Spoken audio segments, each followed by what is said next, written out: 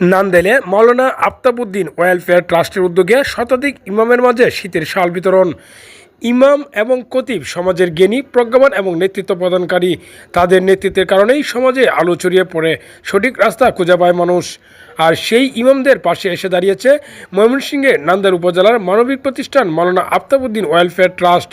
বৃহস্পতিবার 15 জানুয়ারি বিকাল 4টায় মাওলানা আফতাবউদ্দিন ওয়েলফেয়ার ট্রাস্টের উদ্যোগে খারোয়া ইউনিয়নের দেওয়ানগঞ্জ বাজারে রাহিমা আক্তার জেনারেল হসপিটালের অফিস কক্ষে শাল বিতরণ করা হয়।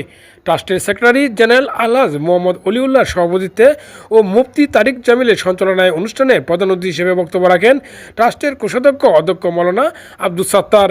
বিশেষ অতিথি হিসেবে বক্তব্য রাখেন শিক্ষানুরাগী ও বিএনপি নেতা মিসবাহ উদ্দিন মাস্টার, নান্দাইল উপজেলা বিএনপির আহ্বায়ক কমিটির সদস্য শেখ মাহমুদ হোসেন মাহমুদ, হাবিবুর রহমান হাবিব মাস্টার প্রমুখ।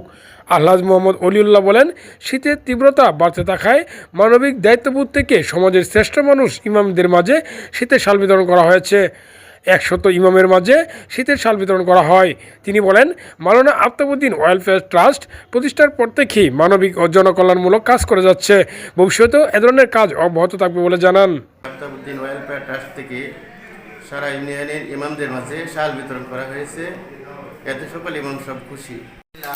যিনি আজ আমাদেরকে আফতাবউদ্দিন ওয়েলফেয়ার ট্রাস্টের প্রতি আমাদের মাধ্যমে শাল বিতরণ করছেন, ওনার প্রতি আমরা কৃতজ্ঞতা জ্ঞাপন করি, ওনার জন্য দোয়া করি। মুসিবতের সময় দান করো।